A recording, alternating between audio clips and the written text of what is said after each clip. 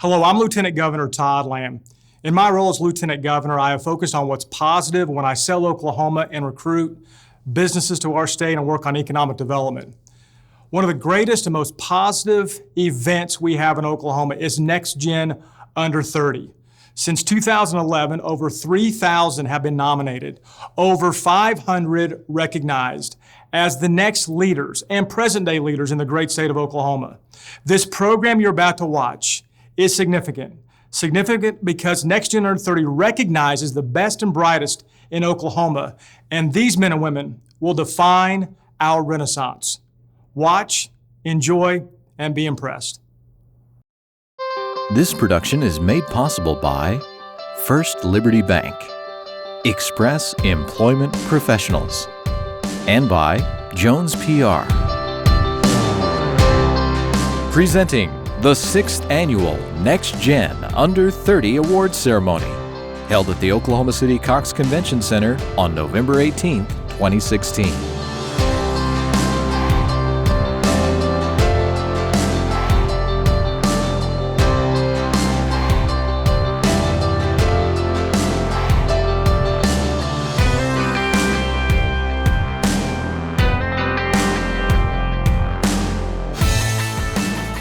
Good evening. I'm Dick Pryor, General Manager of KGOU Public Radio. Welcome to this evening's 2016 Next Gen Under 30 Awards Dinner and Ceremony as we celebrate Oklahoma's future innovators and community leaders. Singing tonight is a 13-year-old YouTube sensation whose video has been viewed over 5 million times. That's incredible.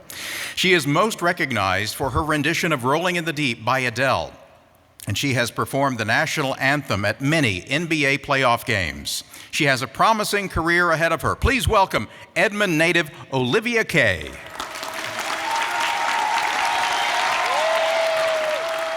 Oh, say, can you see by the dawn's early light what so proudly we hailed at the twilight's last gleaming, whose broad stripes and bright stars through the perilous fight o'er the ramparts we watched were so gallantly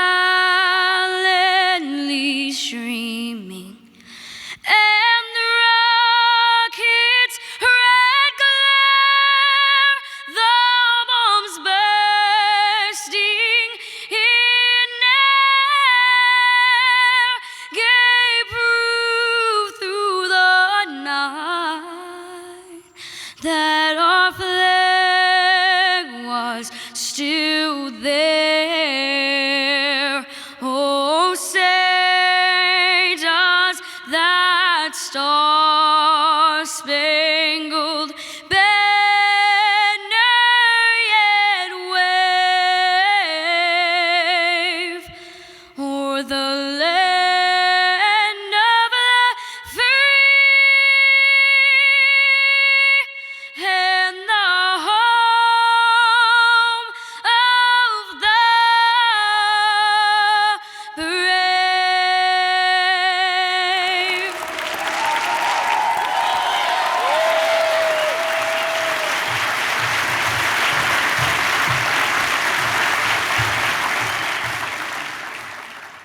It's now my privilege to introduce the Reverend Dr. Paul J. Kurbis, pastor of Westminster Presbyterian Church, for tonight's invocation. Dr. Kurbis. Would you please join me for a word of prayer? God of all time, we give you thanks for the wonderful circle of life in which each new generation picks up the torch of leadership and runs the race before them. We give you thanks for this community and for the wonderful collection of talents and abilities that you have given to us through the diverse people who are part of our Oklahoma family. We especially thank you for these young men and women that we're honoring this evening. And so we pray that you will bless our time together, that you'll bless our food and our fellowship, and that you'll make us fully aware of the blessing you have given us through these outstanding young leaders. In your name we pray. Amen. As we begin tonight's festivities, it's my honor to introduce the governor of the great state of Oklahoma. Let's welcome Governor Mary Fallin and thank her for her encouragement and support for so many years. Ladies and gentlemen, the Honorable Governor Mary Fallin.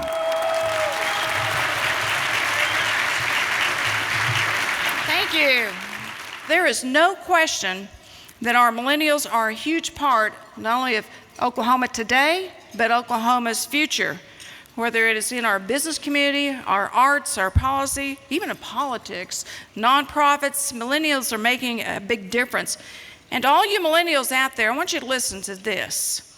So, of course, I'm the governor, and I think Oklahoma is absolutely the best state in the nation. I'm a little partial to it, but I want you to know that we are being recognized as a state nationally as one of the great places for millennials to live. Listen to this. OnlineColleges.com ranked Oklahoma City the third best city in the nation, for college millennial students to get a job and to live.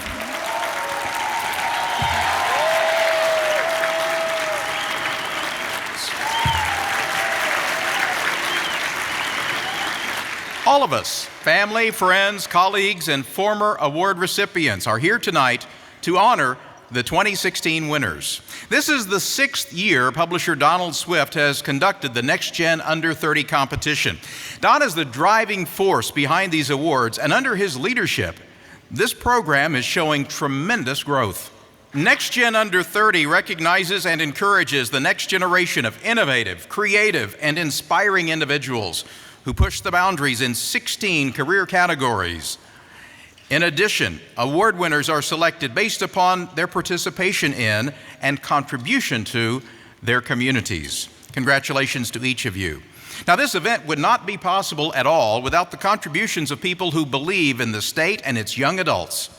Underwriters for this evening include Express Employment Professionals, the Chickasaw Nation, American Fidelity Assurance, and the Cherokee Nation. We thank you for your generous support. It's now my pleasure to introduce a member of the College Football Hall of Fame and recipient of the Jim Thorpe Lifetime Achievement Award. This recognition was for his amazing coaching career in football, notably at the University of Oklahoma and with the Dallas Cowboys. He led the Sooners to 3 national championships and guided the Cowboys to the Vince Lombardi Trophy as Super Bowl 30 champions. Coach Switzer is one of only 3 men who have won a Super Bowl and a college football national championship. As we all know, he is a major booster for our state, and I might add that he's also a hit as a trend-setting broadcaster with the Barry Switzer Coaches Cabana program. We are so happy that he and his wife Becky have stayed in Norman and here in Oklahoma. Ladies and gentlemen, please welcome Coach Barry Switzer. All right. Thank you, Dick. Thank you, Dick. Thank you, thank you. Governor Fallin, nice to have you here this evening. You too, Wade. And I understand our governor, Lieutenant Governor, can't be here. We got Bob Funkle on stage with me and all other distinguished guests. Welcome. Don't you millennials drink? You have 1,500 people in a building. You don't even have a cash bar. I have never been to a banquet before that we never had one. Now, yes, I have. Yeah, 1 or 2. They were at the Baptist Church in Crossett, Arkansas. Oh, gee. I hope you all are having as much fun as I am tonight introducing our keynote speaker. It's kind of a special evening for me when you have an opportunity to introduce one of your own. You know, in the coaching profession, you spend years and years and years going out and recruiting players to come be a part of your program. You sell their families. If you sell their mothers a lot of times, sometimes there's not a father in the home. You sell them on come and be a part of your family and that you're going to be, you tell them you're going to take care of them the rest of that 4 or 5 years, next 4 or 5 years, like you would have one of your own. I spent 40 years doing that. And every time you go into a home, you make a presentation in a home, you realize sometimes what you're getting. You know up front. And I found that out when I went to Eufaula, Oklahoma in 1976. Before that, I'm going to have to tell you where I saw our keynote speaker the first time. You know, this is going to be a history lesson because 30 and 30, you weren't born when what I'm fixing to talk about right here. You wouldn't relate to it unless I give you a little Oklahoma Sooner history. And that's what I'm going to do right now. In 1974, in the spring of 1974, I go to Eufaula, Oklahoma. I go to Eufaula for the Lucius Selman Day. Now, you probably never heard of the Selmans, but some of the older folks here have heard of the Selman brothers from Eufaula, Oklahoma. They were three brothers that did something that's never happened before in college football and never has happened since. They all three started side by side. They were consensus All-Americans. They all graduated with honors, were outstanding citizens. We're all proud of them. They're proud that they're Oklahomans. Leroy Selman was the first player picked in the draft by Tampa Bay, and Dewey was the second player picked by Tampa, and Lucius played for the World League. And Lucius ended up coaching on my coaching staff for me. The reason I mentioned that, they were from Eufaula, and we were honoring Lucius that day in the spring of '74. And I saw J.C. Watts for the first time sitting on the back of a flatbed trailer, sitting on a bale of hay, going down Main Street from up at this high school, down the only street that got paved running through the town. I hadn't been back lately. It probably still is the only one paved in the town. And Lucius Selman was sitting in front of me on the back of a convertible. And Lucius and I were trying to have a conversation as I'm sitting up on the back of that bale of hay. And as we approach downtown, off to the right there is the pool hall. And Lucius turns around and yells back at me and says, "Coach, see that kid over there standing there leaning up against the pole with the big afro? He says he's going to play quarterback for you someday." And I said, "What grade's he in?" He says, "He's a sophomore." This was in '74. So as we come by him, I look over and I point at him. I said, "You're going to play quarterback for me someday." And you remember that, don't you, JC? He smiled, that big smile he's got and big afro. He smiled, nodded yes. And we went on by and I yelled at Lucius. I said, "What does JC stand for?" And he says, "Julius Caesar." Of course, I start laughing and they just carry on. And of course, we called him JC and Junior throughout his career. But so I'm back in '76. And by the way, the reason I mentioned the Selman brothers, that they went 54-3-1 at Oklahoma, 2 national championships, 4 Big 8 conference championships when they played. So they had a lot to do with our success at Oklahoma. So that's why I mention them, because they were from Eufaula. I'm back to get the 4th player from Eufaula to play for me. I'm recruiting him, meet Buddy and Helen, his mom and daddy in their home, meet the rest of the family.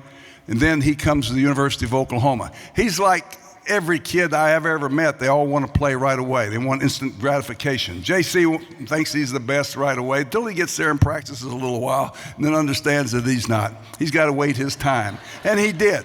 But he backed up a great quarterback named Thomas Lott. And then in 1979, it's his turn. It's his time. He's paid his dues. He's ready to play. He's ready to go out and do the things that are necessary for us to continue winning championships, because we'd won a championship for the last 5 or 6 years consecutively. So what happens is that JC is ready to play, and he's ready to step in the spotlight. And he says in his book, Dig Deep, I think it's 7 Truths of the Strength Within. I read his book last week, and I think early on in the book he says, there's no spotlight as intense as playing quarterback for the University of Oklahoma, one of the storied teams in college football, because you're expected to perform and you're expected to win. And that's the truth.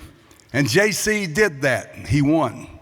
A lot of times people talk about who's your best quarterback and this, and they talk about other quarterbacks in other leagues in pro football, and they always talk about yardage they pass for and their completion percentage and all that. I never give a damn about that. My quarterbacks ran for more yards than they ever passed for. The most important thing about my quarterbacks, and I think should be about any quarterbacks, how many games they win. What was their winning percentage? JC's was 90%.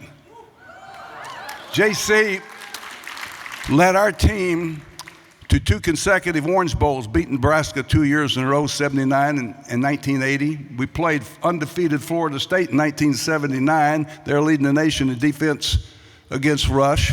J.C. Watts is a quarterback. Of course, he had a little help. He looks over his right shoulder. There's a guy that's his 10th player picked in the draft, first round, David Overstreet.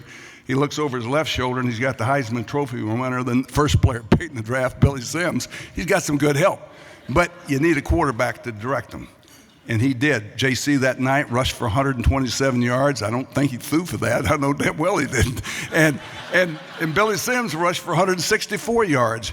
And they led the nation in defense, and we put over 400 yards on them that night, and we beat them 24-7, and they were undefeated, and they thought they might be national champions. That was Florida State, Bobby Bowden's first Florida State team we played against. We played them again the next year. J.C. was named most valuable player for his performance. We came within one team of winning the national championship that year. We went 11-1. J.C. completed 6 out of 7 passes, and we go 78 yards in 2 minutes, and we win the football game when J.C. completes a pass, a 2-point pass. Instead of kicking it and tying them, we went for 2 anyway, and J.C. completes the 2-point conversion and to force Valor, and we beat him 18-17. And he had to take his jacket off, and I'm the one out with him at the media after the game. He's like one of my own. As all my players that I recruit, I say, hey, you do the right things, you do what I ask you to do, I'll love you and take care of you, because when I recruit you, I got you for life. And he's one I've had for life, and he's one I'm proud of. He's a great Oklahoman, he's a great American. He is my quarterback, J.C. Watts. When it comes to being a leader at an early age, J.C. Watts the perfect example for the University of Oklahoma football team. J.C.'s shining moment at OU came January 1, 1981, the Orange Bowl in Miami. Florida State was ready for the Sooner rushing attack. Down 17-10 with 3 minutes left to go in the game, Watts passed for 74 yards on a 78-yard Sooner drive that finished with this, a 1-yard TD toss to split in Steve Rhodes with $1:33 left in the game.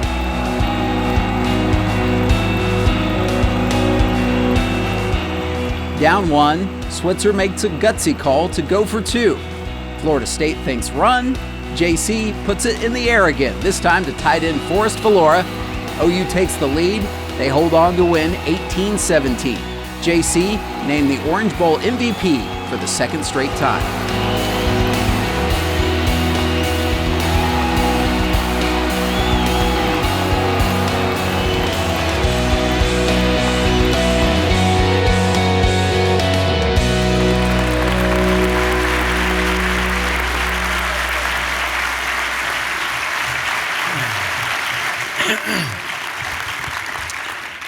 Coach, thank you. I was talking to Coach Switzer before we came back here, before we went backstage. We were talking there with Stewart and our table, and the name Jerry Clower came up. And again, millennials, you guys don't remember Jerry Clower. You have to have gray hairs or no hairs to remember Jerry Clower. But Jerry Clower was from Yazoo City, Mississippi, and he was a comedian, and I used to travel around the state of Oklahoma when I was at Oklahoma University doing sports banquets and commencements, and I'd be driving home at 10, 11 o'clock at night, and I'd pop old Jerry Clower in to keep me company, driving out of Kansas or somewhere in southeastern Oklahoma, listening to him laughing to keep me awake. And Coach Switzer just told me that he knew Jerry Clower, and I told Coach, I said, man, it would have been worth the price of admission to have you and Jerry Clower together and under one roof. But I am delighted to be here tonight and honored that Don and his team and the millennials would think enough of me to extend an invitation for me to be with you this evening. And Governor, it's always good to see you. And you know, it's always, even in the state of Oklahoma, it's a blessing to be at these events, because I know that I'll get an opportunity to see some old friends and to make some new friends. And the men on this platform this evening have been friends of mine for some time. And of course, Coach Switzer gave you a little bit of history on my entry into the University of Oklahoma. and didn't tell you that I quit twice and decided that, Oklahoma was not for me, or maybe football I didn't know if was for me. But, he talked me into coming back and said, if you stay, you'll play. You've got a future here. And of course, I'm eternally grateful that Barry Switzer used his best salesmanship to get me to come back to the University of Oklahoma. And I grew up a little bit, and I matured, and the rest is history. And I'm eternally grateful to Barry Switzer for recruiting me into the family at the University of Oklahoma. But again, there's two people that kind of involved me with this tonight. Lee Allen Smith called me about three months ago and mentioned this to me and asked me would I do it. And he said, Coach Switzer, we're going to get him to introduce you. And I said, well, yeah, Lee Allen, I'll do it. And Barry Switzer and Lee Allen Smith have been dear friends to me. And of course, Coach Switzer was my college coach. And, today is my birthday, and I don't mention that other than to say it's probably Lee Allen and Barry Switzer or two of the people that I'd give up an evening with my wife at a birthday dinner to come and do something that they were going to be a part of. So, Coach, thank you for your kind words and your introduction. And Lee Allen and Don actually, when they called me and asked me to do this, I said, well, what do I talk about? They said, well, talk about 15 minutes and have a seat. So I am going to honor that. And I was thinking, in 15 minutes, what can I say to the millennials, to this generation? And I've got a couple of folks that used to be teammates of mine who are being honored tonight, Rachel Keene and Sky Latimer, and congratulations to them. And so I said, what can I say in about 15 minutes that hopefully you can take away and gain the wisdom that I've gained from these things in my life. And so I thought about it, gave some thought to it, and as Coach Switzer mentioned to you, and yes, let me say at the outset, this is a shameless plug for my book, Dig Deep, 7 Truths to Finding the Strength Within. I hope you'll go buy it. My grandkids need Christmas shoes. So I talk about these things in my book, and I still get to preach about 8 to 10 times a year around the country somewhere, and I'll do 10 or 12 current affairs speeches on college campuses or associations or conferences around the country and abroad. And I talk about these things in the book, and I know that it's always important to say that, well, you need to know who you are, and I do think that's important. I've always had a good sense.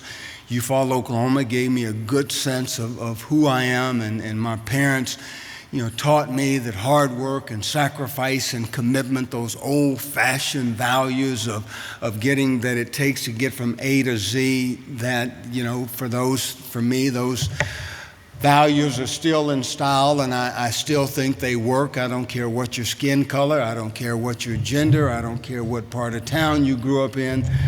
Those things, they still work. But I do think it's important that we understand that the earlier we get an understanding of who we are, I think the more important or the easier it is to get to our destiny, to reach our goals. And my wife reminded me of that about 2 years ago. We were driving from Virginia back to Oklahoma. We were living in Virginia at the time, and we moved back to Oklahoma about 3 months ago. And here a couple of years ago, one summer in July, we were driving from Oklahoma back to Virginia, about a 22-hour drive. So we live in Norman, so we were driving down I-40.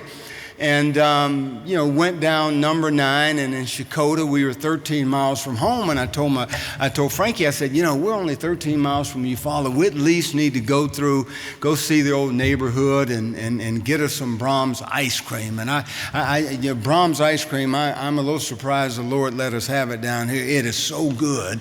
So we went to Eufaula, went and got us a double dip of chocolate almond and strawberry. That's what I always get. And then we were in the air conditioned driving through the old neighborhood, and there on the porch at this certain home, this certain house there in Eufaula, on the porch was a guy sitting over there, and he was kind of leaned back on the porch, and I looked over there and we waved and saw him, and this crazy witty thought, although true, it was crazy and witty. It popped into my head, and just, oh, stupid me, I burst out and I said what was on my mind.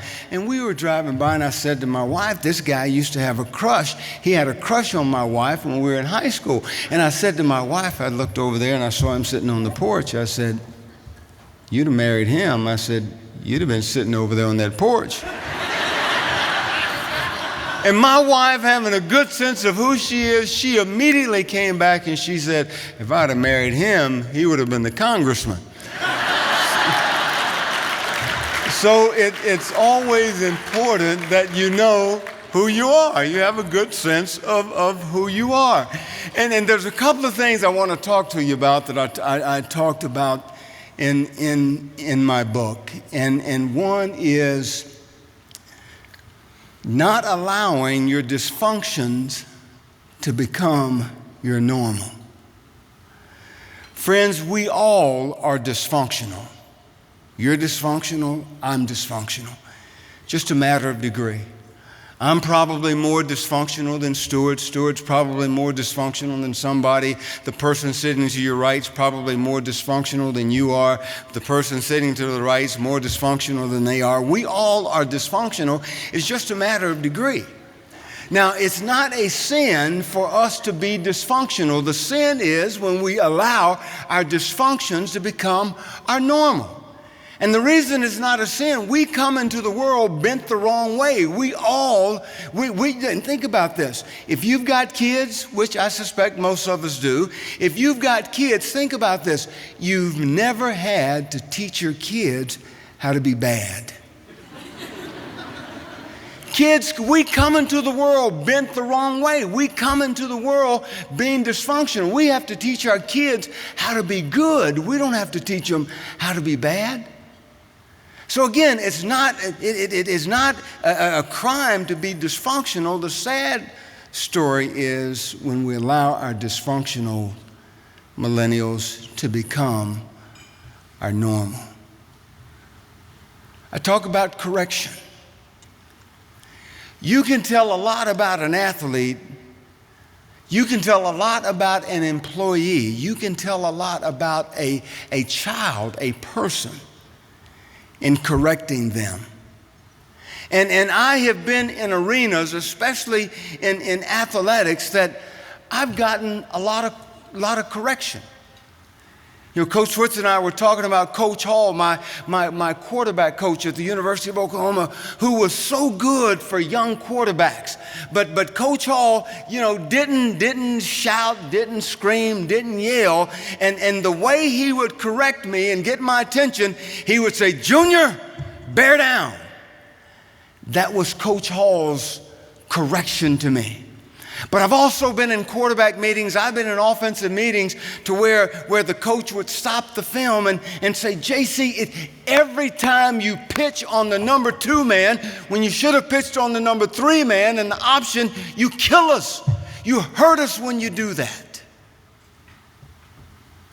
JC, anytime you throw the ball into that coverage, you're going to get it intercepted. You shouldn't do that. Don't do that." Correction. And you know what the good ones will say, young people? The good ones, when they get corrected, they say, "Coach, thank you. Thank you. I want to be better. I want to be great. I am thankful for the men and women in my lives. And it was school teachers, it was coaches, it was parents, it was grandmothers that would verbally twist my ear and force me to do what they knew I was capable of doing. Barry Switzer knew before I knew that there was something in this kid from Eufaula that wants to be the starting quarterback at the University of Oklahoma. He saw it long before I did. Correction. Correction. I can tell a lot about a person and how they accept and how they respond to correction. Correction keeps us out of trouble. You might have heard your grandparents say, I used to hear what we call the old saints in the neighborhood that used to say, there's no education in the second kick of the mule. Correction keeps us out of those situations. Correction says, learn the first time, the second time it's just a kick. Correction. Thirdly, millennials, understand this. I can't tell you what to do, but I can tell you what not to do. Don't allow your dysfunction to become your normal. Don't be afraid of correction. The third thing is, don't ever think, however successful you become, that you are a self-made person. There's no such thing as a self-made man or self-made woman. I don't care how successful we are. I don't care how much money we have. I don't care how high we get or how high we get on the ladder. There's no such thing as a self-made person. And consider this, when we start thinking that we are self-made, consider this. I wore a suit, a pressed suit tonight to this event. Just got it out of the cleaners a couple of days ago. What if I didn't have anybody at the cleaners to clean my suit, to press my suit? Don't know the people that did it. I know the name of the cleaners that I take my clothes to in Norman, but I don't know the people that did it, but I'm grateful that they were there to do it, or I would not have had a suit to wear. I'm grateful when I go to Walmart and I like peanut butter and jelly on whole grain bread, and I like it toasted, and I like grape jelly. And you know what? I go to the shelf at Walmart and I can get that Peter Pan peanut butter with the crunchy kind, and I can get grape jelly, and I can get whole grain bread because somebody there, they stock the shelves and make it possible for my family to go to Walmart or go to Crest Foods, or go to Safeway, or wherever we shop for groceries, and those shelves are stocked so that I can get food. There's no such thing as a self-made person. I've said many times, if J.C. Watts could see further, it's because I could stand on the shoulders, and I've been able to stand on the shoulders of some great men and women. Buddy and Helen Watts, Barry Switzer, Galen Hall, Prentice Gott, who was the first black man to play football at the University of Oklahoma, went to campus in 1956. 20 years later, 1976, I walked on that campus as a football player at the University of Oklahoma and saw people that looked like me because Prentice Gott had an opportunity to play at the University of Oklahoma. I stand on the shoulders of Abraham Lincoln and Reverend Martin Luther King. I stand on the shoulders of Paul Bell and Perry Anderson. I stand on the shoulders of school teachers, Mrs. Ogden, that when I was one of the first two kids to integrate schools in Eufaula, Oklahoma, one of the two black kids who went to Jefferson Davis Elementary when I was in the second grade, I was one of them. Mrs. Ogden I was the first black student she'd ever had in her class. She could have been mean. She could have been hostile. She could have been a lot of things. But that lady made an impression on my life that still impacts me to this day. She saw me as her student. And she had a responsibility to teach me, just like she did every other child. And she did, with such grace. We all stand on the shoulders of someone that's allowed us to see further because we could. I close, I'll leave you with this. We owe those people a great debt of gratitude, millennials. We owe them a great gratitude. I saw a movie about 2 years ago, and the name of the movie is called Saving Private Ryan. And if you've not seen the movie, I would recommend it, but I will tell you the first 20 minutes of it was brutal.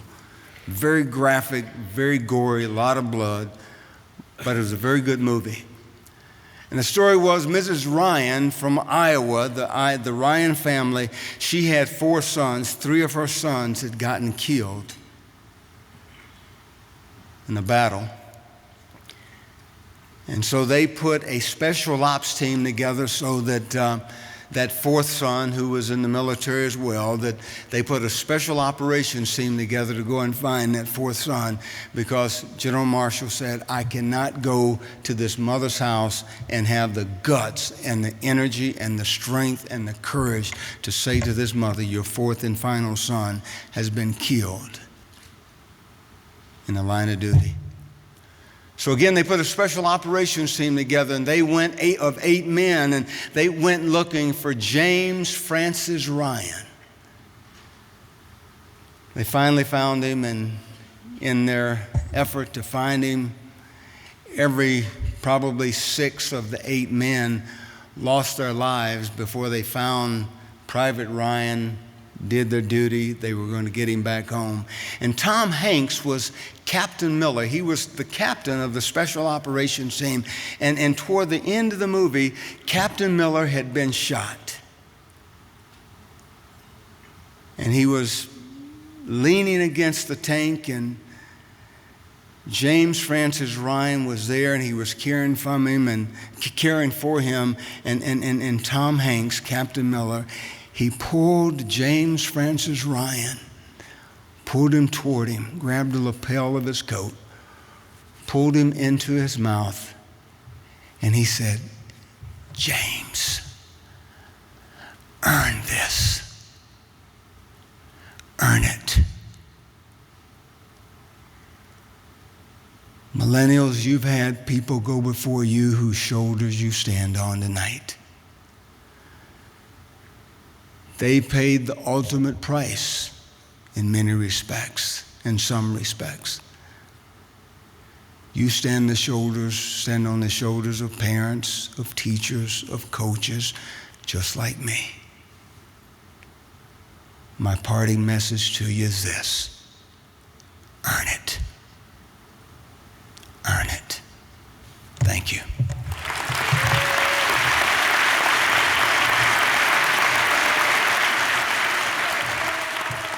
And now, Governor Fallon, ladies and gentlemen, I want to introduce a local legend. For more than 50 years, this Oklahoma businessman and rancher has poured leadership wisdom into hundreds of thousands of job seekers throughout North America, and ultimately put more than 6 million people to work.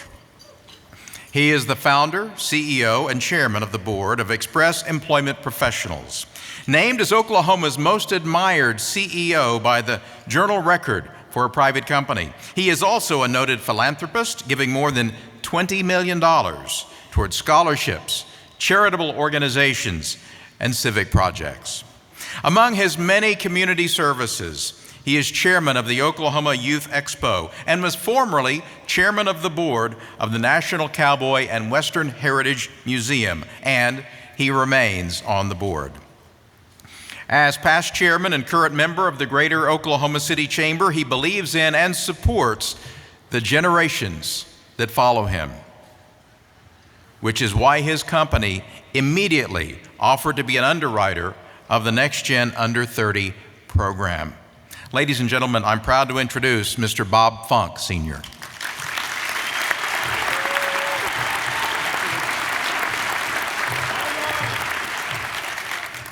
I believe the best social program of any social program is a job.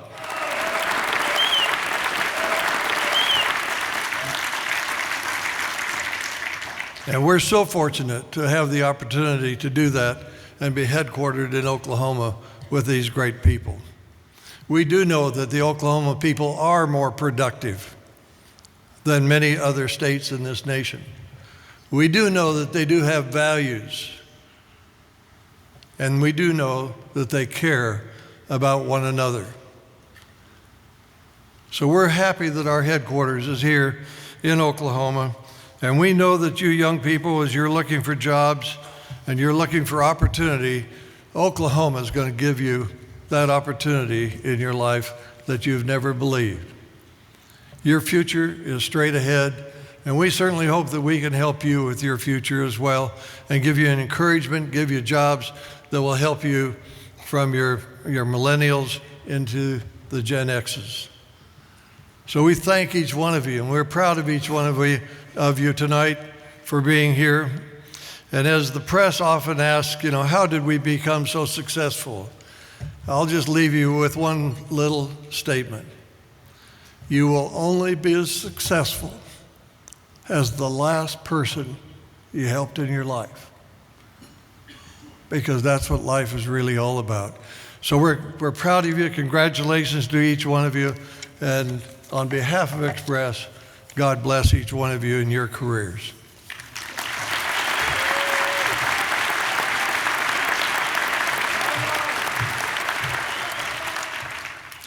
For many years, Glenn D. Johnson Jr. has been an important advisor to and supporter of the Next Gen Under 30 program. Since 2007, he has served with imagination and energy as the 8th Chancellor, the Chief Executive Officer of the Oklahoma State System of Higher Education. Now, before becoming Chancellor, he served as the President of Southeastern Oklahoma State University in Durant for 10 years. He also served in the state legislature for 14 years, and he was the 35th Speaker of the Oklahoma House of Representatives. At the time, and listen to this, at the time, he was the youngest Speaker in the United States and the youngest in state history. When he was Speaker of the House in Oklahoma, he had just turned 35 years old.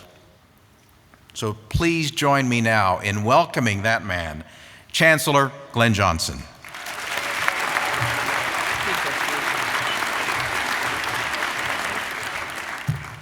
I think all of us should be very proud of this event. I've been a participant since the first one because it gives credit and recognition to those who have already taken positive steps to take our state into the future with their enthusiasm, with their commitment, and with their proven leadership. And I think I speak for everyone here tonight when I say we're very confident when we look around this room, because I think all of us believe, Governor, that we are in great hands in terms of the future of our state with this young leadership here this evening. I would say to each of you that I hope you'll go on to become mentors for future Next Gen Under 30 honorees, and that you'll continue to be innovative and creative as you develop new opportunities towards a pathway for sustained growth and success in our great state. I think we all know we live in a great state. We certainly do, and all of us are very proud to be Oklahomans. Congratulations to our honorees tonight.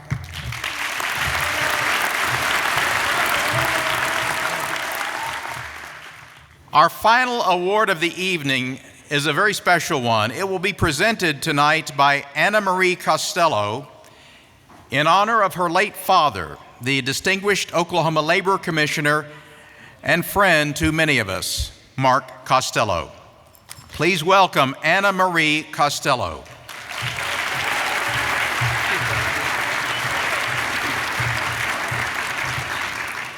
Good evening, everyone. My name is Anna Marie Costello. I am a past recipient for the class of 2013. Receiving my 30 Under 30 award 3 years ago was extremely special and personal to me. For the man of the hour that night and the person who afforded me my very own 30 Under 30 award was my own father, Mark Joseph Costello. It really was one of the best nights of my life because I got to share it with the greatest fellow. The picture that I have of my father giving me my award is on the background of my computer and my phone. For those of you that do not know the story, my father, your state labor commissioner, Mark Costello, was tragically murdered in a very public and sad way 16 months ago. He was a man of great tenacity for living life, and he truly loved people for where they were. And he met people and tried to understand where you were, and he really wanted to get to know you. And he was a man of intense integrity. He had a driven purpose that afforded him to excel in a multitude of roles, including entrepreneurial and political fields. A new award was created this year and are given to two exceptionally young persons who have demonstrated the spirit of Oklahoma in their work and community support, just as my father did when he was alive. Governor Mary Fallin, ladies and gentlemen, Mommy, the first annual Mark Costello Spirit Award tonight is given to two people in our class of the 2016, Ms. Tana Alexander and Mr. Patrick Conlon. Tana is a genetic researcher as laboratory technician at the Oklahoma Medical Research Foundation. And Patrick is the assistant director of the Academy of Contemporary Music at the University of Central Oklahoma. Patrick and Nata, congratulations to the two of you. In July 2016, Next Gen offered the first Dream It, Dare It, Do It leadership retreat at the Chickasaw Retreat and Conference Center near Sulphur.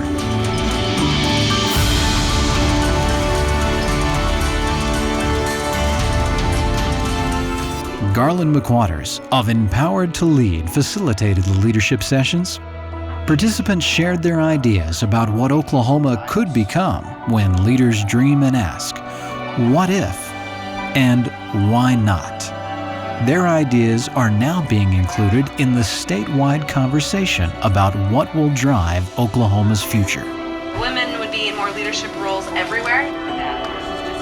What if and why? And don't always have to know that to be able to evolve from that one simple question. And I think that that's going to be the one thing that sticks with me the most.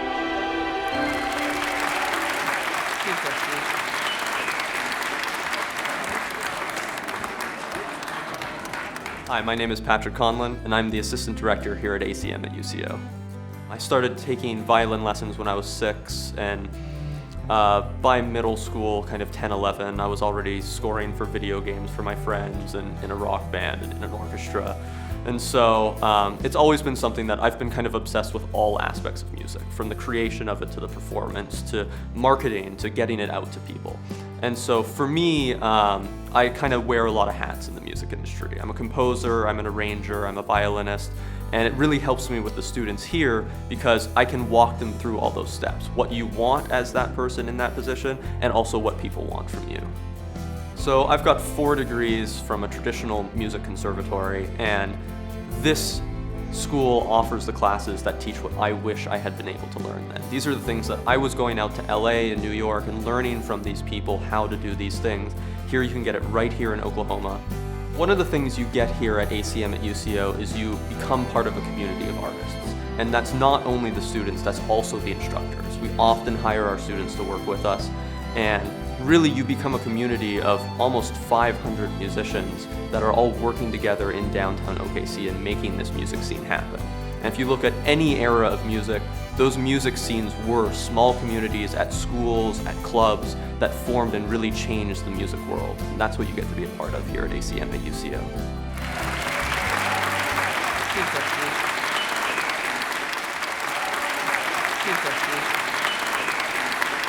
Congratulations, Patrick and Tana.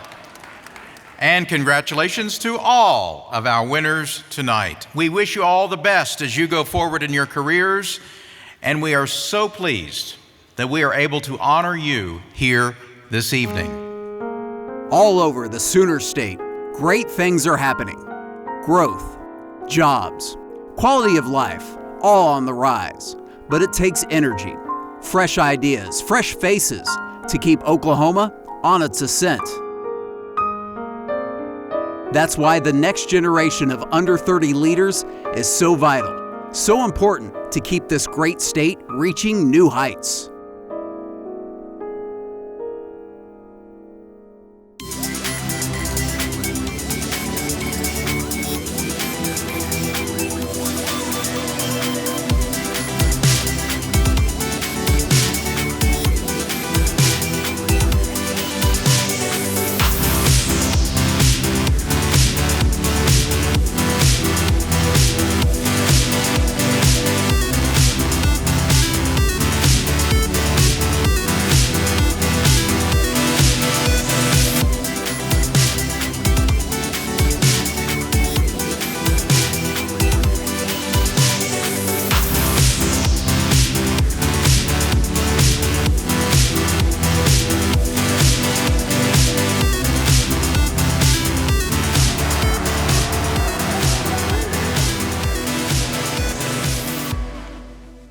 Hey everyone, I'm Brent Skarkey. Welcome to downtown Oklahoma City and welcome to the Cox Convention Center. What a special night we have in store for you. This is the 6th annual Under 30 Next Gen Award Ceremony. We're honoring exceptional young Oklahomans under the age of 30.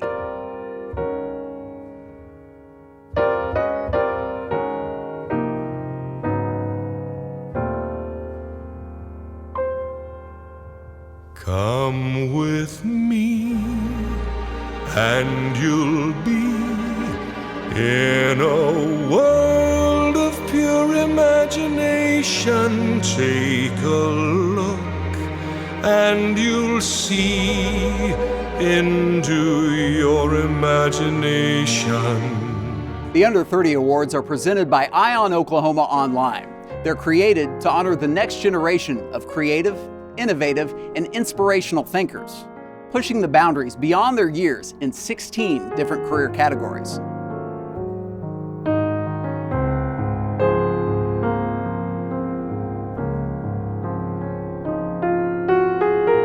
The criteria for all Under 30 Next Gen nominees includes professional achievement within a career or a profession, and community involvement with considerable participation and leadership in community organizations. The extensive search for qualified candidates led to over 1,000 impressive nominees from across the state of Oklahoma. The next step for our Under 30 Next Gen selection panel was to whittle down that field. The panel, composed of business professionals and civic leaders, had to assign a point value, 1 to 5, based on the information submitted by our online nominees. In 2016, 296 award winners have been selected. And now, allow me to introduce you to our distinguished Next Gen Under 30 selection panel. Peter Vitale, Financial Advisor, Morgan Stanley Wealth Management. J. Blake Wade, CEO, Native American Cultural and Education Authority. Brenda Jones, President of Jones PR Incorporated. And Lee Allen Smith, President of Oklahoma Events. We'd especially like to thank our Under 30 Next Gen selection panel for their professionalism and all the time and energy they put into making tonight very special. And now the moment we've all been waiting for. It's time to announce the 2016 Under 30 Next Gen Award winners.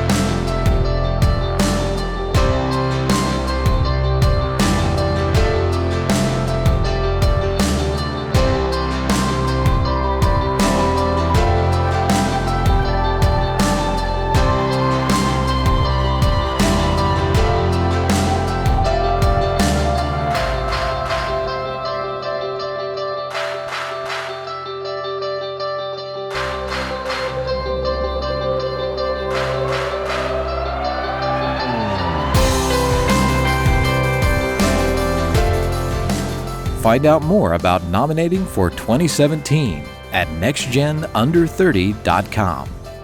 This production is made possible by First Liberty Bank, Express Employment Professionals, and by Jones PR. Presented by Ion Oklahoma online at ionok.com.